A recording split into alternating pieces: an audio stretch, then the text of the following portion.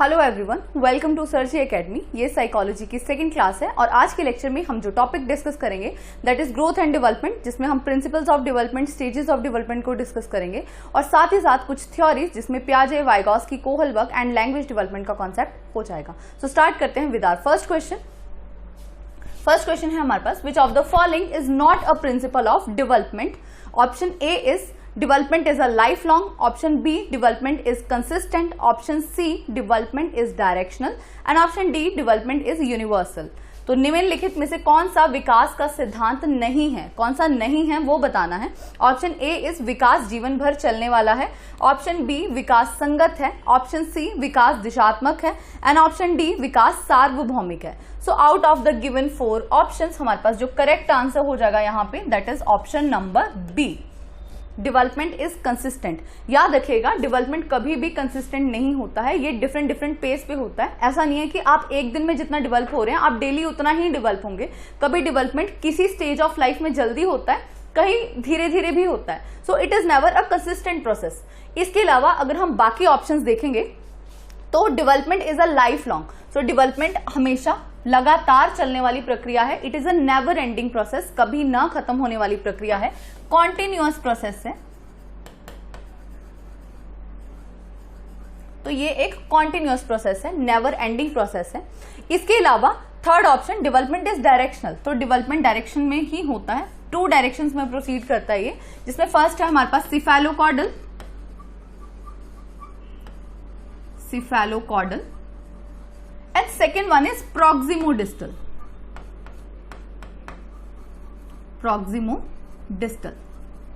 तो ये 2 डायरेक्शंस हैं डेवलपमेंट की, जिसमें सिफेलोकॉर्डल में हमारा डेवलपमेंट होता है from head to to,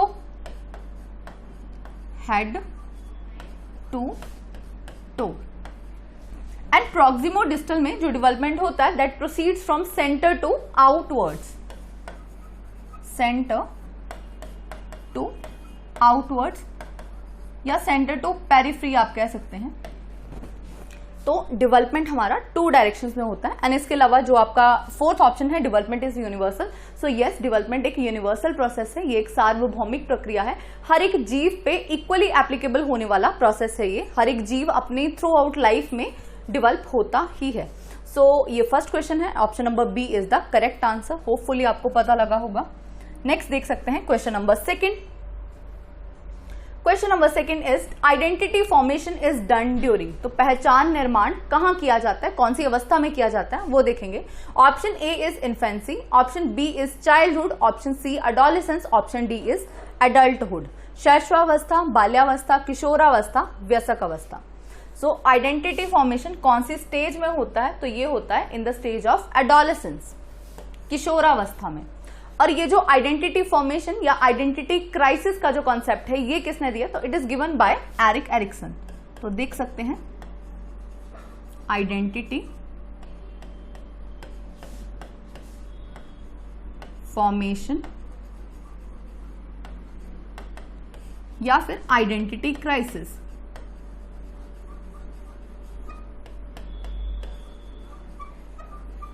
adolescence, identity formation और आइडेंटिटी क्राइसिस की स्टेज होती है, किसने कहा है?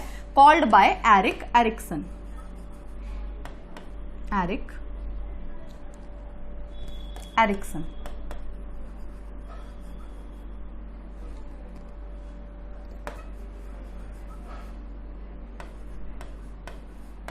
सो एरिक एरिक्सन की एक थ्योरी है by the name psycho social developmental theory. उसमें इन्होंने एडोलेसेंट्स के लिए एक मतलब स्टेज दी है that is identity versus role confusion. तो यही वो स्टेज है जहां पे इन्होंने सबसे पहले या इसी थ्योरी में इन्होंने सबसे पहले आइडेंटिटी क्राइसिस टर्म को दिया है और इनके अकॉर्डिंग एडोलेसेंट्स जो होते हैं उनमें मतलब आइडेंटिटी फॉर्मेशन की या आइडेंटिटी क्राइसिस की स्टेज होती है वो। इसके अलावा और एडोलेसेंस से आप इंपॉर्टेंट पॉइंट्स याद रख सकते हैं दैट एडोलेसेंस को stage of stress and storm कहा जाता है, स्ट्रेस एंड स्टॉर्म। तो किशोरावस्था तूफान एवं तनाव की अवस्था है, ये किसने कहा है? So it is called by Stanley Hall. Stanley hall.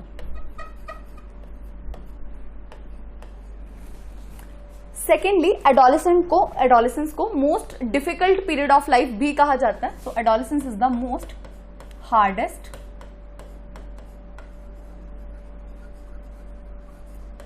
या फिर most difficult period of life, मतलब कि किशोरावस्था जीवन का सबसे कठिन काल है। तो ये किसने कहा है? It is called bye Kilpatrick.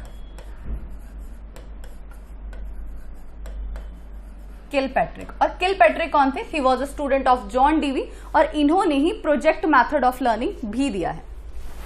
So question number second जो है इसका करेक्ट आंसर हो जाएगा एडोलेसेंस। इसके अलावा एडोलेसेंस में आप ये भी याद रख सकते हैं कि जितना भी हायर ऑर्डर थिंकिंग है, जैसे प्रॉब्लम सॉल्विंग एबिलिटी है, इमेजिनेशन है, हाइपोथेटिकल रीजनिंग है, तो ये सारी चीजें आपकी डेवलप होती हैं under adolescence. Moving to the third question. तो थर्ड क्वेश्चन है हमारे पास, which is the place where the child's cognitive development is defined in the best way. बच्चों के संज्ञानात्मक विकास को सबसे अच्छे तरीके से कहां परिभाषित किया जा सकता है? Option A is playground, option B is school and classroom environment, option D is auditorium, option C is auditorium, option D is home. तो खेल का मैदान, विद्यालय एवं कक्षा, ऑडिटोरियम या फिर घर। तो बच्चों के संज्ञानात्मक विकास को, उनके कॉग्निटिव डेवलपमेंट को आप बेस्ट वे में डिफाइन कर सकते हैं in school and classroom environment. ठीक है, तो ऐसे अगर क्वेश्चंस आते हैं कभी भी, तो आपको बाय एलिमिनेशन मेथड इनको सॉल्व करना है। जो भी बेस्ट पॉसिबल आंसर होगा आपको वही चूज करना है। So for cognitive development, school और classroom environment is the best way, जहां पे एक बच्चा अपने कॉग्निटिव स्किल्स को एक्सप्रेस भी कर सकता है और साथ ही साथ डेवलप भी कर सकता है। तो next question number 4। Question number 4 is, development means a series of progressive changes that occur in orderly and predictable pattern as a result of maturation and experience. This is stated by।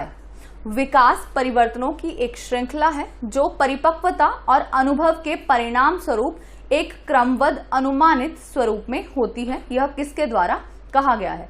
Options हैं Stevenson, option B is Hurlock, option C is प्याजे, option D is Crow and Crow.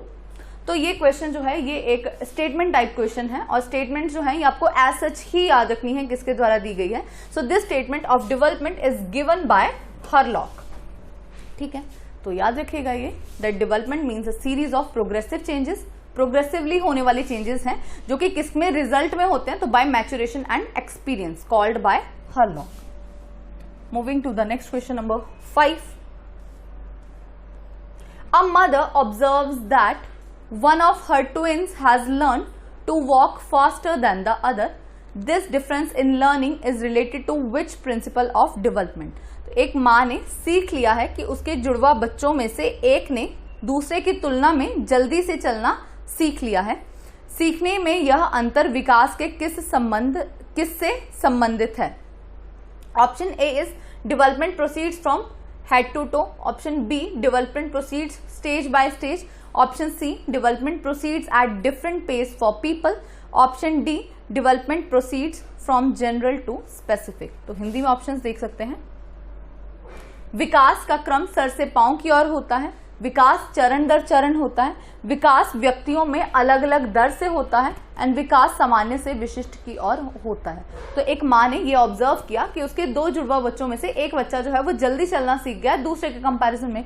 तो out of the 4 options ये आपका कौन से principle of development पे based है? तो ये बेस्ड है on principle of individual differences. ठीक है, याद रखिएगा ये इंडिविजुअल डिफरेंसेस पे बेस्ड है।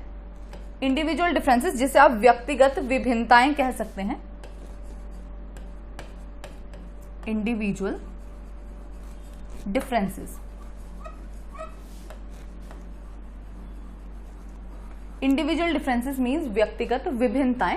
2 लोग कभी भी एक समान नहीं होते हैं और इन्हीं डिफरेंसेस की वजह से हर किसी का जो रेट ऑफ डेवलपमेंट है वो अलग अलग होता है। So out of the 4 options यहाँ पे आपके पास ऑप्शन नंबर सी करेक्ट हो जाएगा। विकास व्यक्तियों में अलग अलग दर से होता है। ठीक है, तो एक बार इसे इंग्लिश में भी देख सकते हैं। यहां पे भी आपके पास ऑप्शन नंबर सी जो है वो करेक्ट हो जाएगा, that development proceeds at different pace for people. So next question, question number 6।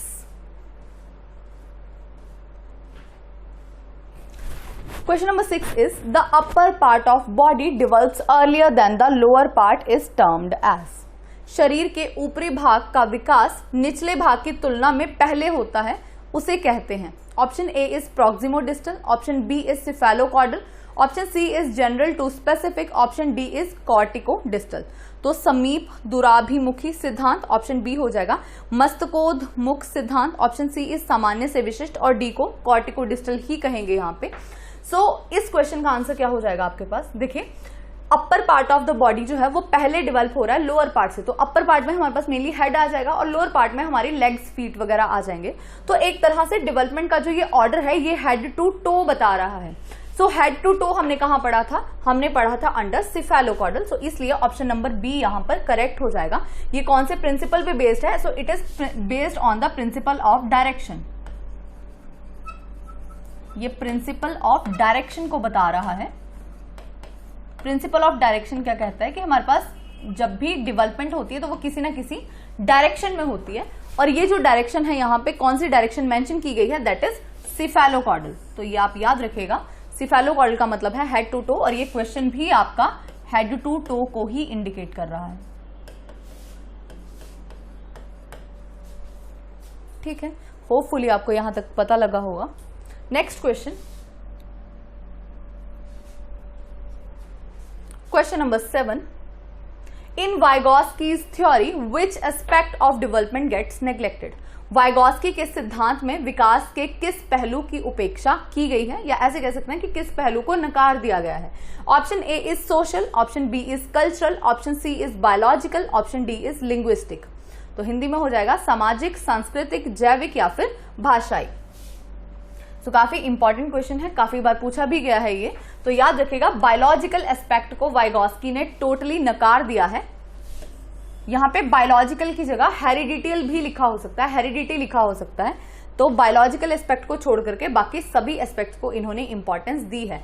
According to Vygotsky, किसी भी बच्चे के सीखने में जो 3 फैक्टर सबसे ज्यादा इंपॉर्टेंट होते हैं वो है सोशल इंटरेक्शन, जिसे आप सोशल फैक्टर्स कह सकते हैं। सेकेंड वन इज कल्चर, जिसे संस्कृति कहा जा सकता है, and third one is language, that is linguistic. तो ये 3 फैक्टर्स इंपॉर्टेंट हैं, एंड बायोलॉजिकल एस्पेक्ट को ये टोटली डिस्कार्ड करते हैं। इनके अकॉर्डिंग किसी की भी हेरिडिटल क्वालिटी से उसकी डेवलपमेंट का पता नहीं लगाया जा सकता। अगर हमें किसी को बेस्ट वे में डेवलप करना है तो सिंपली उसे एक अच्छा एनवायरनमेंट दीजिए, एक अच्छा सोशल इंटरेक्शन से वो अपने आप ही डेवलप हो जाएगा इन अ बेस्ट वे। तो 7th क्वेश्चन का आंसर है यहाँ पे बायोलॉजिकल। ऑल्सो याद रखिएगा, जो वाइगॉस्की है इनको सोशल कंस्ट्रक्टिविस्ट कहा जाता है, सोशल कंस्ट्रक्टिविस्ट।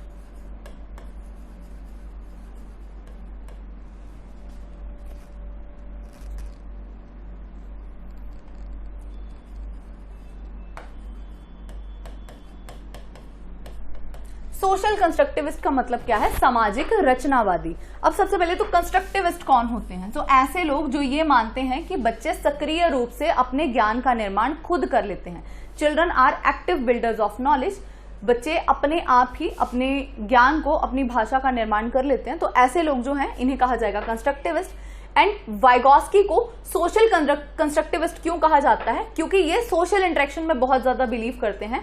इनके according biological aspects are nowhere important in the development of child. Hopefully आपको पता लगा होगा। नेक्स्ट क्वेश्चन है question number 8। In Kohlberg's stages of moral development, conformity to social norms is seen in? Option A, post conventional stage, option B, pre conventional stage, option C is after attaining moral maturity, option D is conventional stage. Kohlberg के नैतिक विकास के अवस्थाओं में सामाजिक मानदंडों से अनुरूपता dash में देखी जाती है।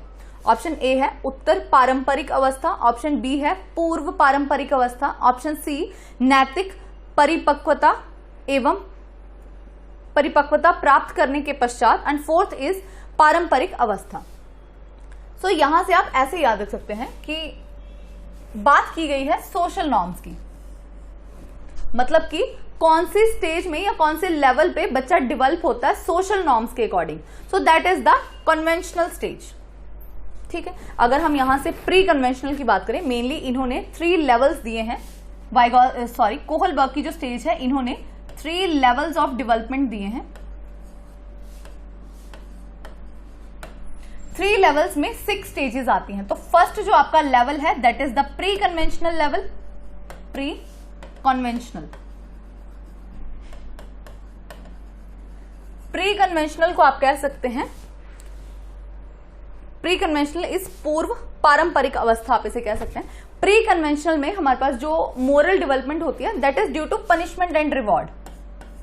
तो पनिशमेंट और रिवॉर्ड पे बेस्ड होती है, ऐसे याद रखिएगा, punishment and reward.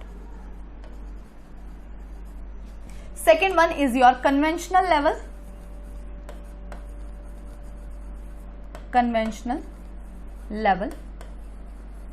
Conventional level में जो मोरालिटी होती है that is due to social norms. So सामाजिक जो भी नियम बनाए गए हैं उनको ध्यान में रखते हुए एक पर्सन मोरालिटी शो करता है। And last one is post conventional.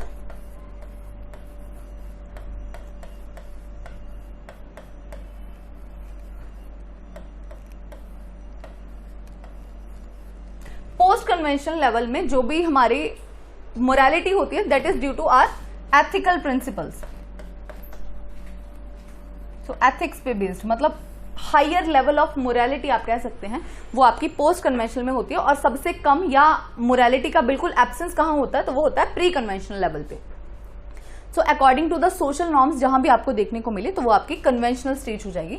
बाकी हर एक लेवल के अंडर फर्दर 2 स्टेजेस भी हैं। जैसे अगर हम फर्स्ट लेवल की बात करें तो इसमें आपकी प्री कन्वेंशनल लेवल में जो पहली स्टेज आती है that is reward and punishment orientation, या ऑबिडेंस एंड पनिशमेंट ओरिएंटेशन आप कह सकते हैं। Second is the individualism and the exchange. ये पहली 2 स्टेजेस हैं अंडर प्री कन्वेंशनल लेवल। इसके बाद कन्वेंशनल लेवल में आपके पास good boy good girl orientation आता है। And second is maintaining social order. इसके बाद थर्ड है आपके पास पोस्ट कन्वेंशनल। पोस्ट कन्वेंशनल में आपके पास इंडिविजुअलिज्म, जो आपके इंडिविजुअल राइट्स हैं, सोशल कॉन्ट्रैक्ट की स्टेज एंड इंडिविजुअल राइट्स, वो आपका 5th आपकी स्टेज हो जाएगी। And 6th one is universal ethical principles. तो ये 6 स्टेजेस आती हैं under these 3 levels. Each level contains 2 stages. तो ये मैंने आपको एकदम शॉर्ट में बताया है, तो आप इसको अच्छे से कर लीजिएगा। इंपॉर्टेंट थ्योरी है, यहां से क्वेश्चन पूछे जाते हैं। Moving to the next question, question number 9।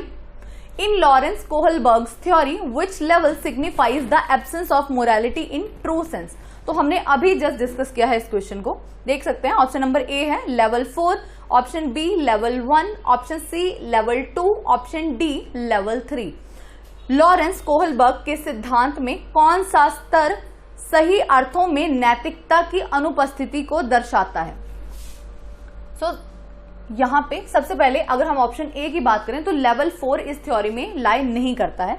तो सिर्फ 3 ही लेवल दिए गए हैं by Kohlberg. So according to that option number B जो है वो करेक्ट हो जाएगा। लेवल 1, लेवल 1 आपका रिवॉर्ड एंड पनिशमेंट बेस्ड होता है।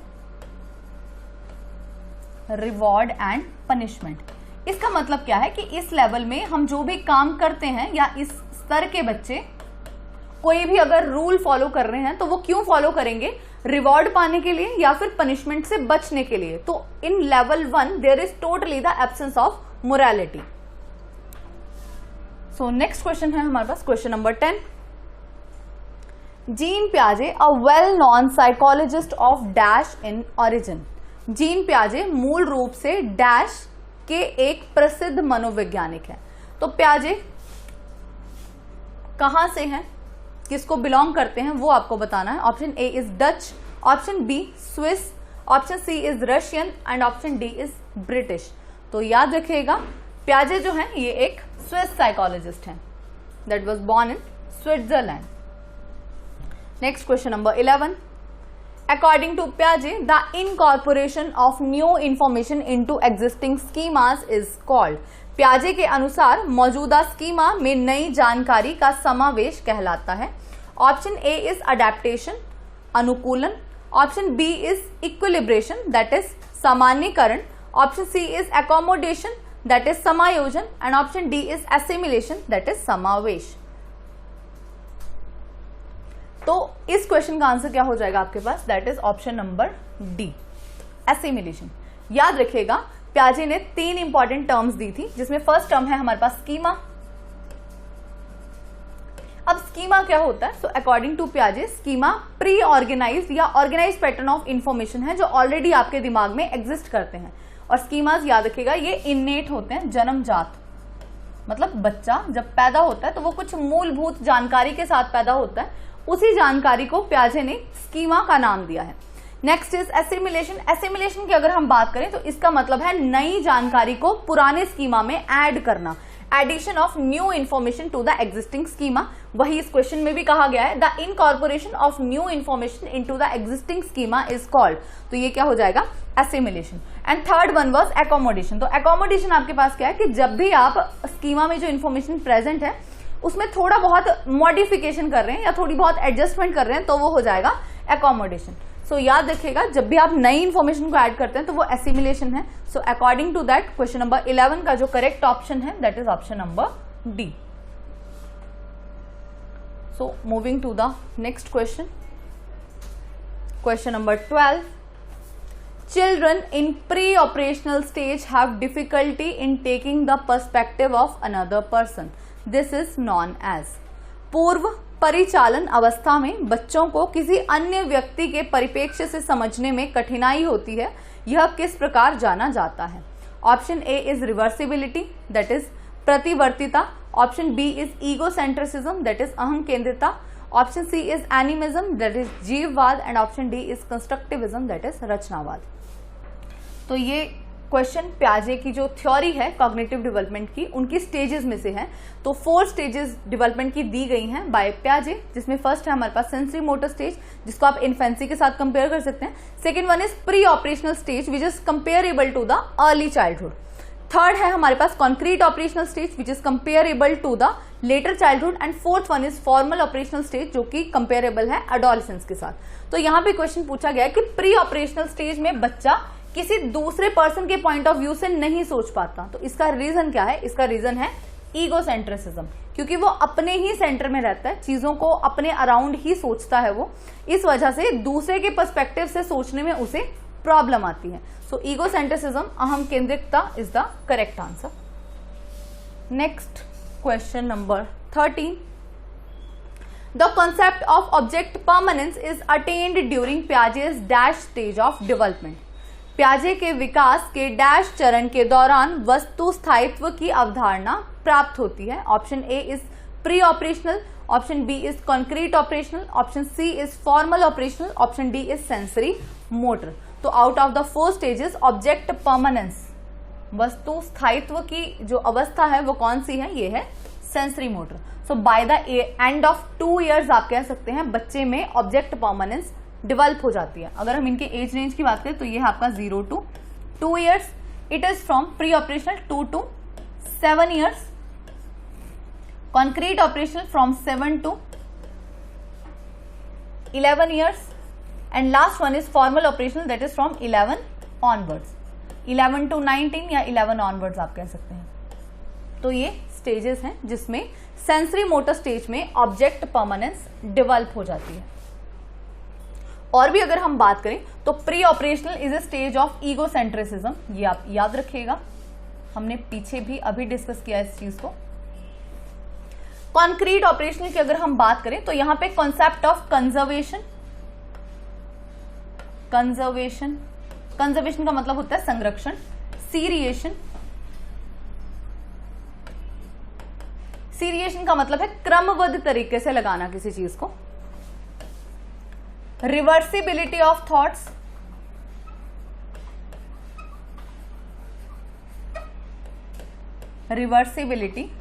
थॉट्स, मतलब कि विचारों का पलटन,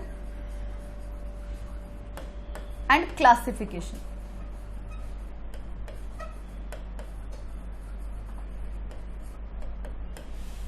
ठीक है, तो ये सारी चीजें अगर आपसे पूछी जाती हैं कि कहां पर डेवलप होती हैं तो ये डेवलप हो जाएगी कॉन्क्रीट ऑपरेशनल स्टेज में। कंजर्वेशन का मतलब है संरक्षण, सीरिएशन का मतलब होता है उसको एक क्रमबद्ध तरीके से लगाना, रिवर्सिबिलिटी का मतलब है विचारों का पलटन, and last one is classification मतलब कि वर्गीकरण।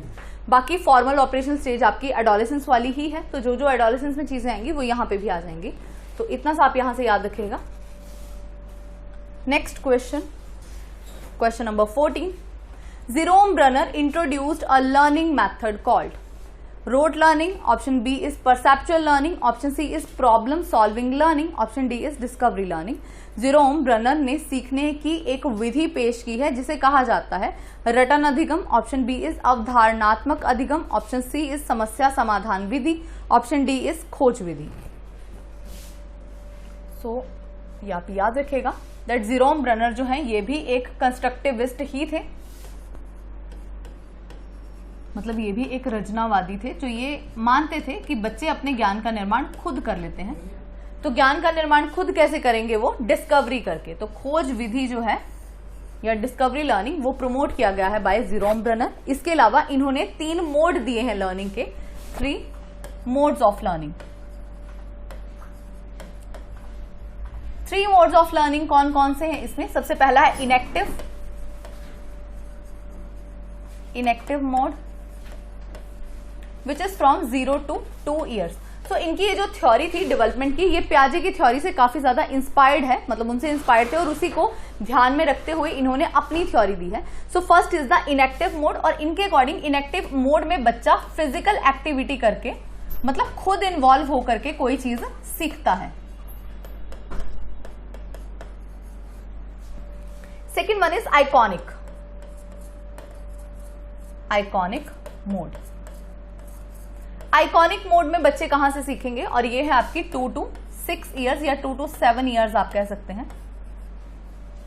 आइकॉनिक मोड में बच्चे पिक्चर्स के थ्रू, आइकन्स के थ्रू या वीडियोस, मतलब विजुअल रिप्रेजेंटेशन से किसी भी चीज को देख करके सीखेंगे। विजुअल रिप्रेजेंटेशन में आपके पास क्या आता है? पिक्चर्स, वीडियोस, इमेजेस, कुछ भी, मतलब ऐसी कोई भी चीज जो आप बच्चों को दिखा सकें। तो बच्चे देख करके सीखते हैं। जैसे आप ए फॉर एप्पल बोल रहे हैं बच्चे को, तो आपको दिखाना भी पड़ेगा कि एप्पल होता कैसा है, तो वो आइकॉनिक मोड में आ जाएगा। And last one is symbolic mode.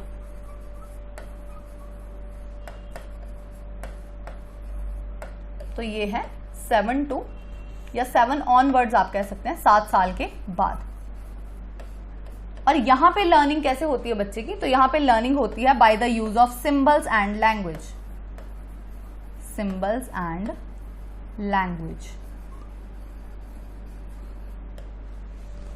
तो ये इतना सा आप याद रखिएगा, ये 3 मोड्स हैं लर्निंग के जो कि दिए गए हैं बाय जेरोम ब्रनर। ठीक है, moving to the next question, question number 15। What did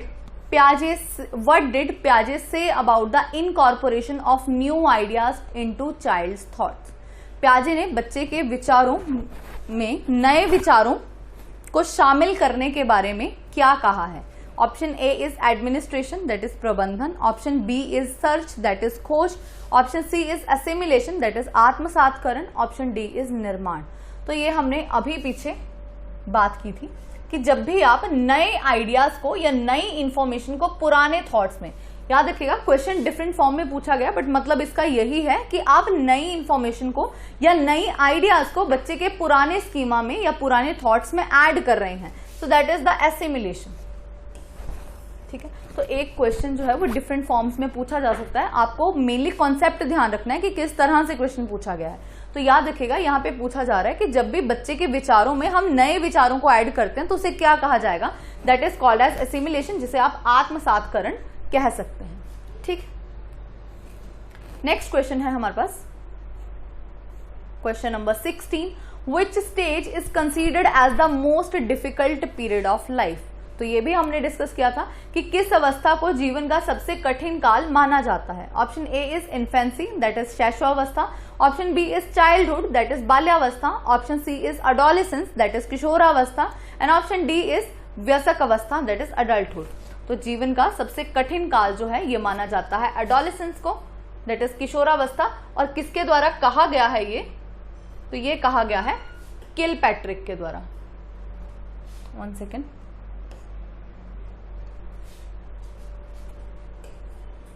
तो एडोलेसेंस जो है वो इस क्वेश्चन का करेक्ट आंसर हो जाएगा। Next question, question number 17। The modern psycholinguistic theory was developed by? Option A is Chomsky, option B is Kohler, option C is पियाजे, option D is Kohlberg. आधुनिक मनोभाषावादी सिद्धांत किसके द्वारा विकसित किया गया था? चॉम्स्की, कोहलर, पियाजे या फिर Kohlberg. So modern linguistic theory जो है या साइकोलिंग्विस्टिक थ्योरी ये किसके द्वारा दी गई है? It is given bye Noam Chomsky. Noam Chomsky को फादर ऑफ मॉडर्न लिंग्विस्टिक्स कहा जाता है, फादर ऑफ मॉडर्न लिंग्विस्टिक्स।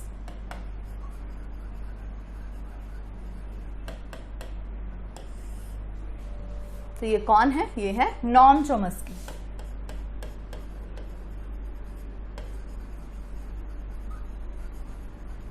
इनके अकॉर्डिंग बच्चों में भाषा अर्जन करने की जन्मजात क्षमता होती है, that is children are born with innate capability to acquire language. Children are born with innate capability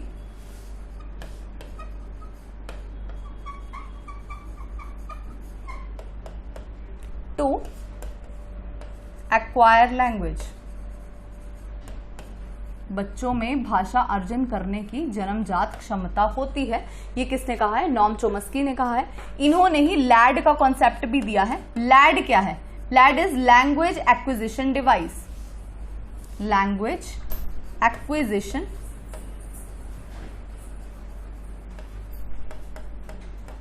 device, जिसे आप हिंदी में भाषा अधिग्रहण यंत्र कह सकते हैं। मतलब एक ऐसा यंत्र जिसकी मदद से आप भाषा को ग्रहण करते हैं, दैट इज भाषा अधिग्रहण यंत्र। इन्होंने ही यूनिवर्सल ग्रामर, दैट इज सार्वभौमिक व्याकरण का कॉन्सेप्ट दिया है। Universal grammar, universal grammar is सार्वभौमिक व्याकरण। अब इसका मतलब क्या है? तो जैसे हम कोई भी सेंटेंस लिखते हैं किसी लैंग्वेज में, तो उसका एक बेसिक स्ट्रक्चर जो सिंटेक्स होता है वो क्या होता है? सब्जेक्ट, देन हम वर्ब का इस्तेमाल करते हैं, देन ऑब्जेक्ट का इस्तेमाल करते हैं।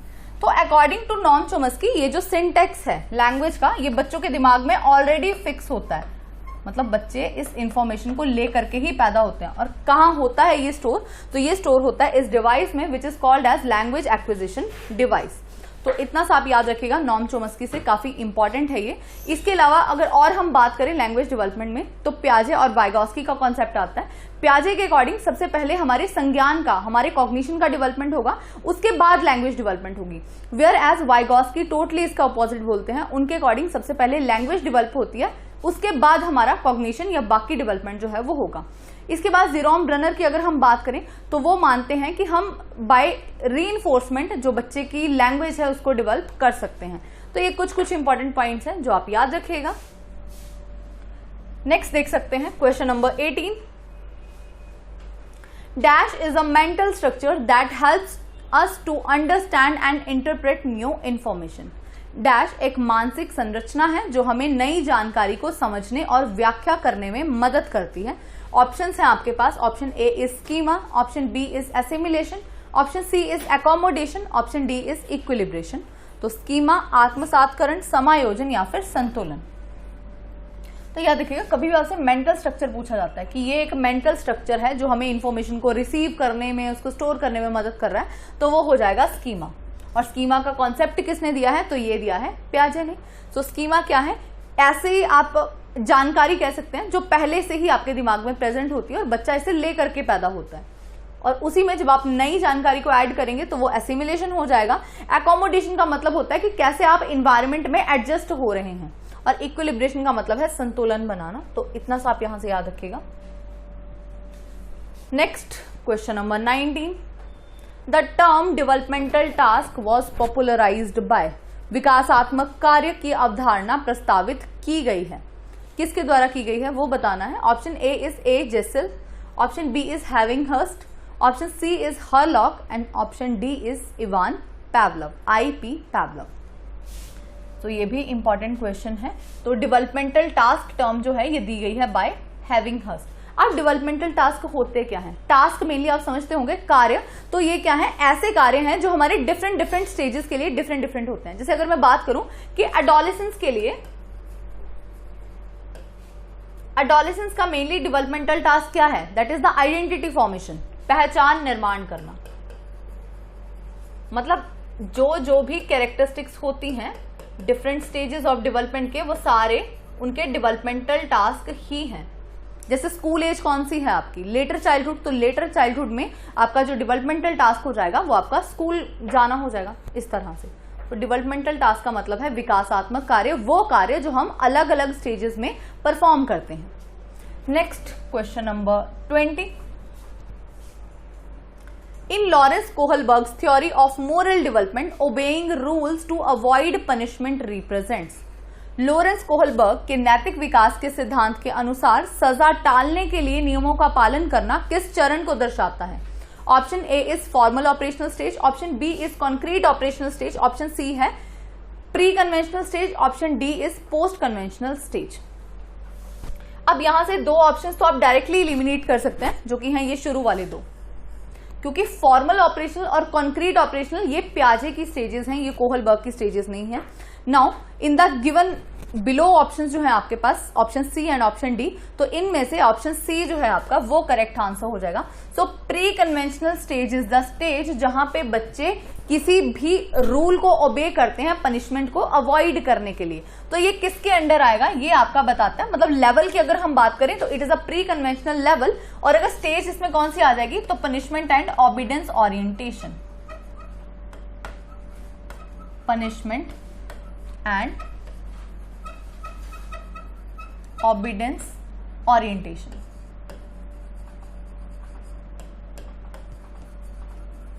तो सजा से बचने के लिए जब आप किसी रूल को, किसी नियम को पालन कर रहे हैं उसका, तो वो किसके अंडर आ जाएगा? लेवल 1 के under, that is pre conventional.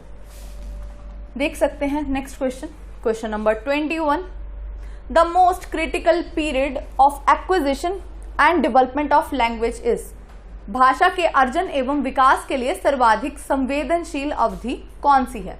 Option A is pre natal period, option B is early childhood, option C is middle childhood, option D is adolescence.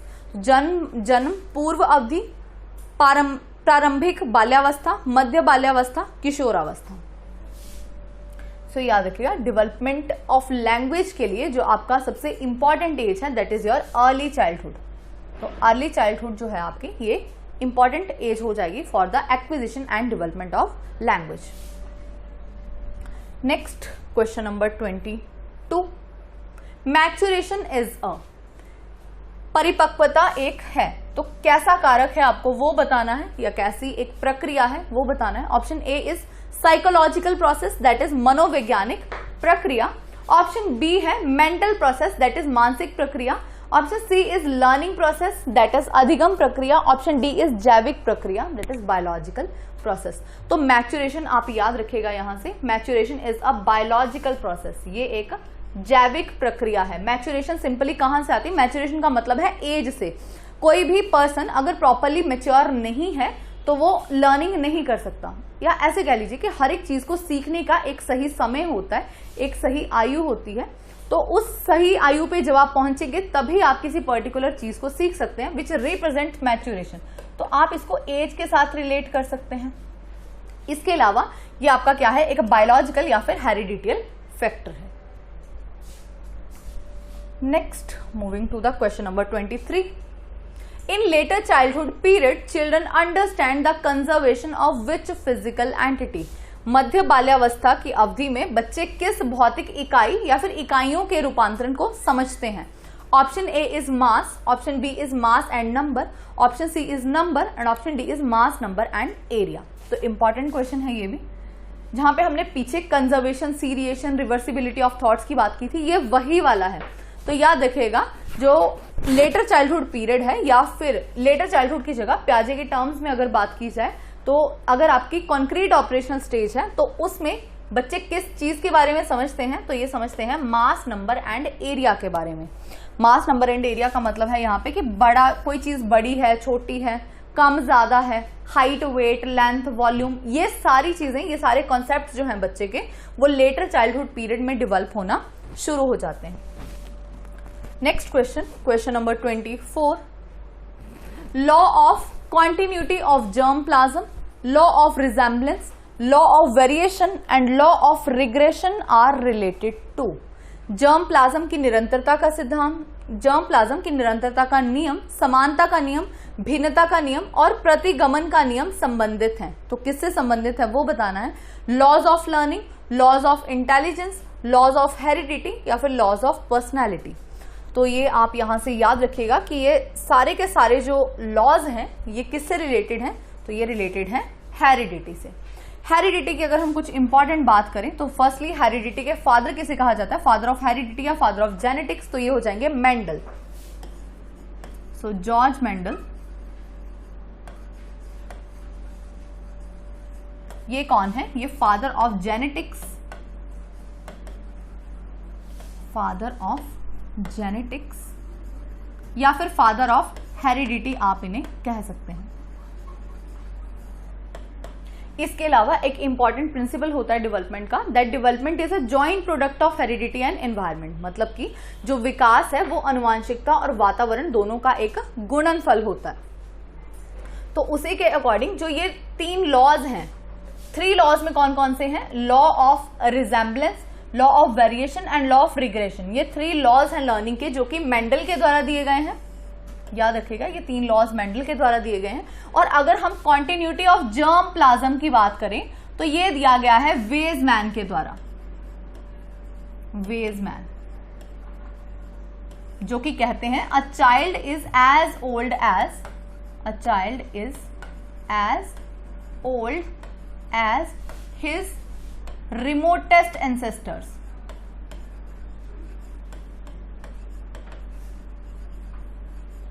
तो इसका मतलब यह है कि एक बच्चा उतना ही पुराना है जितने उसके पूर्वज हैं, क्योंकि पूर्वजों से ही जो क्वालिटीज हैं वो जनरेशन बाय जनरेशन ट्रांसफर हो रही हैं। तो ये आप इतना सा यहां से याद रखिएगा। ऑल्सो एक इंपॉर्टेंट नाम जो हेरिडिटी से रिलेटेड है that is Charles Darwin. Charles Darwin ये भी काफी इंपॉर्टेंट है। चार्ल्स डार्विन, इनकी एक बुक है ओरिजिन ऑफ स्पीशीज करके, ओरिजिन ऑफ स्पीशीज, ये इनकी एक बुक है। और इस बुक में इन्होंने कॉन्सेप्ट दिया है सर्वाइवल ऑफ फिटेस्ट का। Survival of fittest, survival of fittest का क्या मतलब है कि सिर्फ वही व्यक्ति सरवाइव करने के लिए फिट है जो कि बदलते वातावरण के साथ या चेंजिंग कंडीशंस के साथ अपने आप को चेंज कर लेता है। तो सर्वाइवल ऑफ फिटेस्ट का इन्होंने कॉन्सेप्ट दिया है। Secondly concept of natural selection, natural selection. तो चार्ल्स डार्विन से आप ये 2 चीजें याद रखिएगा, एक तो theory of survival of the fittest या concept of survival of the fittest and second one is natural selection. तो इनके अकॉर्डिंग जो व्यक्ति बदलते समय के साथ या बदलते वातावरण के साथ अपने आप को चेंज कर लेता है तो नेचर, प्रकृति उसे सिलेक्ट करती है आगे बढ़ने के लिए, आगे डेवलप होने के लिए। तो इतना सा आप याद रख सकते हैं from heredity. Next question number 25, in Kohlberg's theory at which level moral development is internalized and not based on external standards। Kohlberg के सिद्धांत में किस स्तर पर नैतिक विकास आंतरिक रूप से होता है, न कि बाहरी मानकों के आधार पर। ऑप्शन है, option A is pre conventional, option B is conventional level, option C is post conventional level, option D is mutual interpersonal level. तो हिंदी में इसके ऑप्शंस हो जाएंगे पूर्व पारंपरिक स्तर, पारंपरिक स्तर, उत्तर पारंपरिक स्तर या फिर उत्तर व्यक्तिगत स्तर। तो ये आप याद रखिएगा। सबसे पहले तो क्वेश्चन क्या पूछा जा रहा है कि कौन सा ऐसा लेवल है जहां पे डेवलपमेंट आपकी या आपकी जो मोरालिटी है वो क्या होती है, इंटरनलाइज्ड, मतलब कि आप आंतरिक रूप से किसी नैतिकता को निभा रहे हैं, ना कि किसी बाहरी कारकों की वजह से। जैसे मान लीजिए कि आपका कुछ करने का मन कर रहा है, तो जब वो इंटरनल होगा, आपकी अपनी अंदरूनी इच्छा से होगा, वो किस लेवल पे होता है, तो वो होता है पोस्ट कन्वेंशनल लेवल पे, जहां पे आपके पास स्टेज कौन सी आती है, यूनिवर्सल एथिकल प्रिंसिपल्स की, यूनिवर्सल एथिकल प्रिंसिपल्स। तो ये वो स्टेज है जहां पे कोई व्यक्ति आंतरिक रूप से किसी नियम को या किसी काम को करता है। ठीक है, तो इतना सा आप यहां से याद रखिएगा। जैसे हमने बात की थी ना कि पहला लेवल जो है आपका, पहला लेवल कौन सा है, प्री कन्वेंशनल लेवल। यहाँ पे मोरालिटी 0 होती है। मोरालिटी 0 होने का क्या मतलब है कि आप कोई भी काम कर रहे हैं वो किसी ना किसी रिवॉर्ड के बदले कर रहे हैं, अदरवाइज ऐसे आप काम नहीं करेंगे। सो ये आपके फर्स्ट वाले लेवल में होता है। बट जैसे जैसे आप पोस्ट कन्वेंशनल लेवल तक पहुंचते हैं वैसे वैसे हम इंटरनलाइज तरीके से या हमारी अंदरूनी इच्छा से हम किसी काम को करते हैं, ना कि किसी बाहरी कारक से प्रभावित होकर के। तो याद रखिएगा, ये क्वेश्चन इंपॉर्टेंट है। Next question number 26। Vygotsky emphasized the significance of the role played by which of the following factors in the learning of children? Vygotsky ने बच्चों की शिक्षा में निम्नलिखित में से किस कारक द्वारा निभाई गई भूमिका के महत्व पर जोर दिया है? Option A is heredity, that is अनुवांशिकता। Option B is moral, that is नैतिक। Option C is physical, that is भौतिक। Option D is social, that is सामाजिक।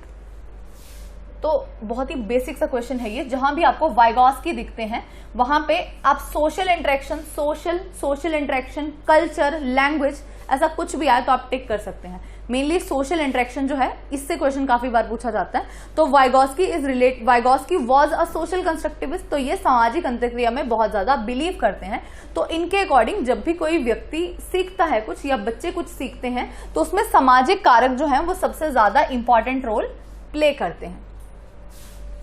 Next question number 27।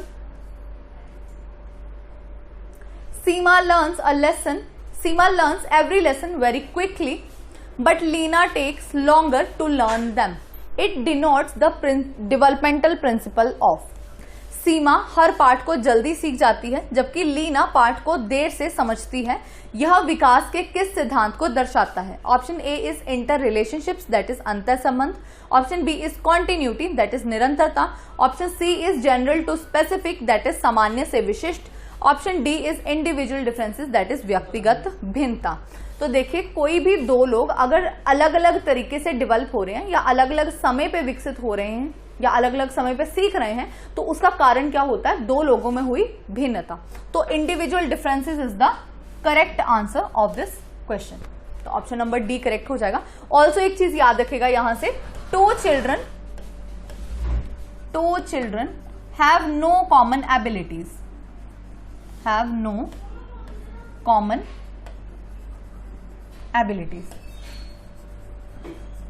सो इंडिविजुअल डिफरेंसेस की हम बात कर रहे हैं तो उसी में एक स्टेटमेंट है हमारे पास कि दो बच्चों में कोई समानताएं नहीं होती। ये किसने कहा है? It is called by Hurlock. तो ये भी काफी बार पेपर में पूछा जाता है, तो ये आप याद रखेगा। हरलॉक की डेफिनेशन है ये, that two children have no common abilities. Next, moving to the question number 28.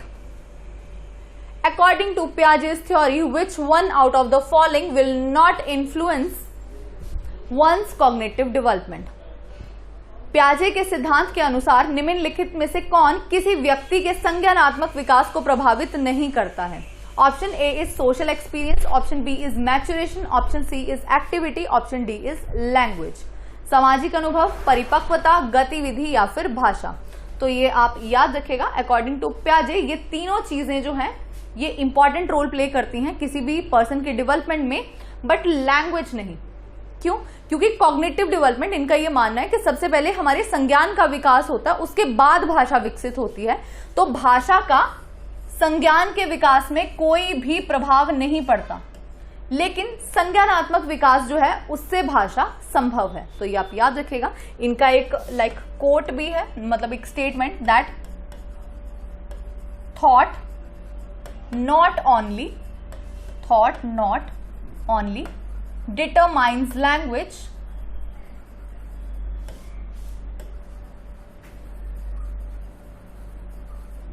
but also precedes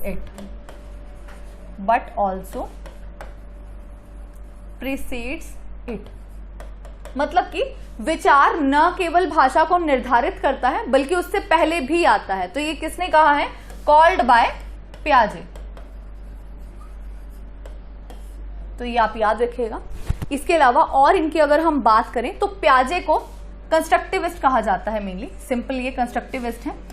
इन्होंने बच्चों को लिटिल साइंटिस्ट की उपाधि दी है। तो children are little scientist, children are little scientist, मतलब कि बच्चे नन्हे वैज्ञानिक होते हैं। ये किसने कहा है? तो ये कहा है पियाजे ने। Children are active builders of knowledge, बच्चे सक्रिय ज्ञान निर्माता होते हैं। ये किसने कहा है? तो ये भी कहा है पियाजे ने। कई बार सिंपल, यहां से ना सिंपल टर्म भी आ जाती है, that thought determines language, thought determines language.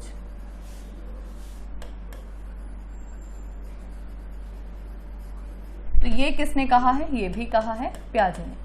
तो ये सारी टर्म्स पियाजे की ही हैं, इंपॉर्टेंट हैं, काफी बार पूछी जाती हैं। पियाजे की थ्योरी काफी ज्यादा इंपॉर्टेंट है, आप जरूर से अच्छे से कर लीजिएगा इसे। देख सकते हैं next question number 29। According to Piaget, at which of the following stage does the child begin to think logically about abstract concepts? पियाजे के अनुसार निम्न चरणों में से किस में बच्चा अमूर्त प्रस्ताव के बारे में तार्किक रूप से सोचना शुरू करता है? ऑप्शन ए है संवेदी प्रेरक अवस्था, ऑप्शन बी इज अमूर्त संक्रियात्मक अवस्था, ऑप्शन सी इज मूर्त संक्रियात्मक अवस्था एंड डी इज पूर्व संक्रियात्मक अवस्था। तो ये आप यहां से याद रखिएगा इस क्वेश्चन में। देखिए ये क्वेश्चन दो तरह से पूछा जाता है।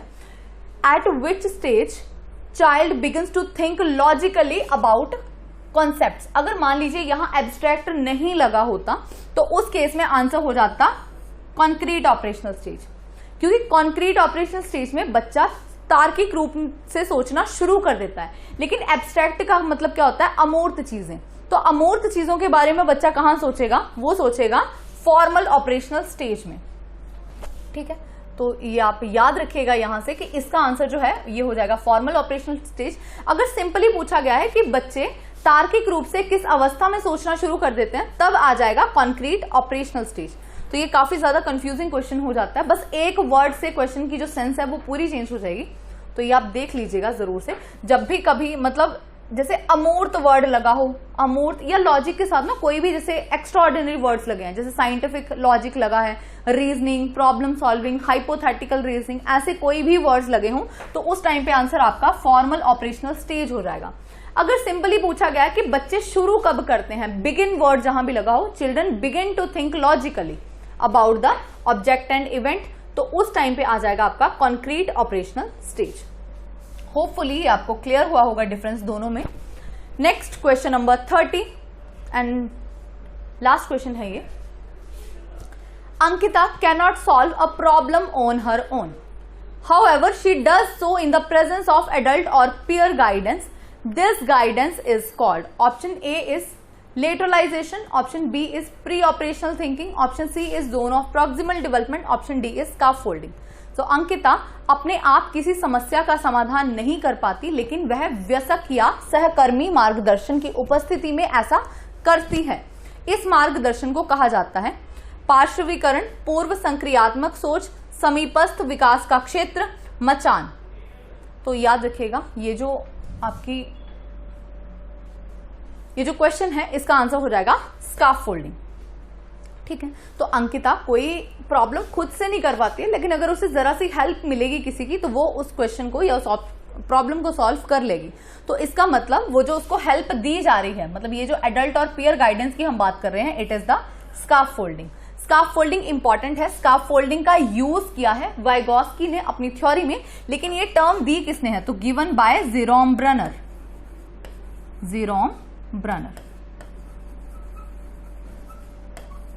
सो जेरोम ब्रनर ने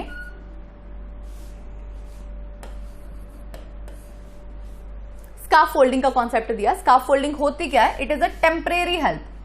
स्काफोल्डिंग की अगर हम बात करें तो ये क्या है? टेम्परेरी हेल्प है, मतलब कि अस्थायी सहायता है जो कि कोई टीचर या कोई भी व्यक्ति उसे देगा जो अधिगम करता है, मतलब कोई जो सीख रहा है, जो लर्नर है, उसको टेम्परेरी हेल्प दी जाती है। उसी टेम्परेरी हेल्प को स्काफोल्डिंग कहा जाता है। स्काफोल्डिंग का यूज किया है वाइगॉस्की ने, लेकिन ये टर्म दी गई है बाय जेरोम ब्रनर। तो ये थे कुछ क्वेश्चंस। नाउ कुछ इंपॉर्टेंट वन लाइनर्स आप यहां से देख सकते हैं जो डायरेक्टली पूछे जाते हैं पेपर में। So first one is father of genetic epistemology, अनुवांशिक ज्ञान मीमांसा के जनक कौन है? तो ये हैं पियाजे। पियाजे is considered as the father of genetic epistemology.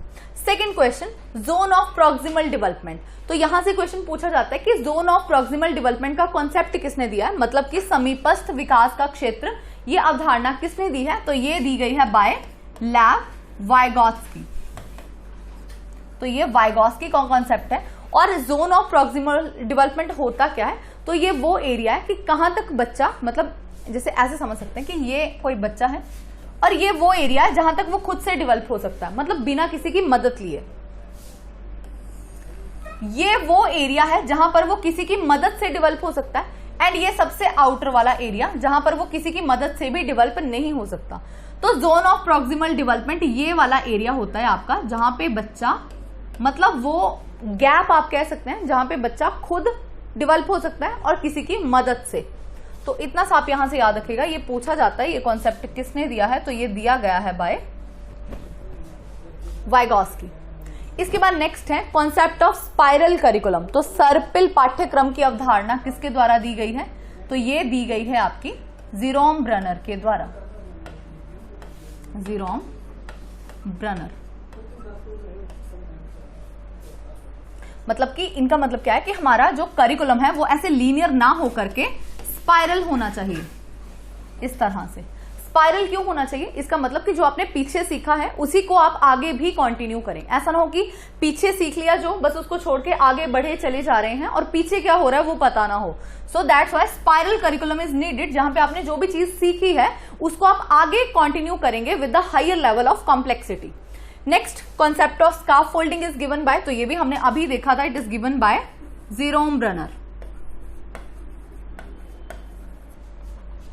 Next question, next one liner कह सकते हैं, इमोशनल कैथेरेसिस, इसका मतलब क्या होता है? तो इमोशनल कैथेरेसिस का मतलब होता है ब्रिंगिंग आउट इमोशनल रिप्रेशन। मतलब हमारे जो इमोशंस, संवेग आप कह सकते हैं, जो दमन होते हैं उनको बाहर निकालना, दैट इज द इमोशनल कैथेरेसिस। जैसे मान लीजिए कि जैसे आप बहुत ज्यादा खुश हैं तो एक्साइटमेंट में आप उछल रहे हैं, that is the emotional catharsis. Same as मान लीजिए कि गुस्सा आ रहा है बहुत ज्यादा तो हम किसी चीज को पंच कर देते हैं, दैट इज ऑल्सो इमोशनल कैथेरेसिस। तो यहां से भी क्वेश्चन पहले पूछा गया। इसके बाद नेक्स्ट है gender is a. So gender क्या है? It is a social construct या सोशल फैक्टर आप कह सकते हैं। Gender is a social construct, याद रखिएगा ये बायोलॉजिकल फैक्टर नहीं है, ये एक सोशल फैक्टर है। Next one is juvenile delinquency. Juvenile delinquency is बाल अपराध। तो जुवेनाइल डेलिक्वेंट जो चिल्ड्रन होते हैं ये क्या होते हैं? Anti social. जुवेनाइल डेलिक्वेंसी से क्या मतलब है? जैसे मान लीजिए कोई बच्चा है, उसने अपनी एज के अकॉर्डिंग कोई ज्यादा बड़ा क्राइम कर दिया है, तो बाल अपराध से आप समझ सकते हैं, मतलब ऐसा कोई अपराध जो कि सोशली एक्सेप्टेबल ना हो। कोई बच्चा हो सकता है जो अपनी उम्र से, मतलब उसकी उम्र छोटी है लेकिन वो कोई ऐसा क्राइम कर दे जो कि उसकी उम्र से बहुत ज्यादा हो, that is called as juvenile delinquency. और ऐसे लोग क्या होते हैं? They are anti social. Next देख सकते हैं टॉय एज। टॉय एज किसे कहा जाता है? So toy age refers to early childhood. Toy age, play age, ये सारी अर्ली चाइल्डहुड की एजेस हैं आपके पास, मतलब अर्ली चाइल्डहुड को कहा जाता है toy age. Next last one for today,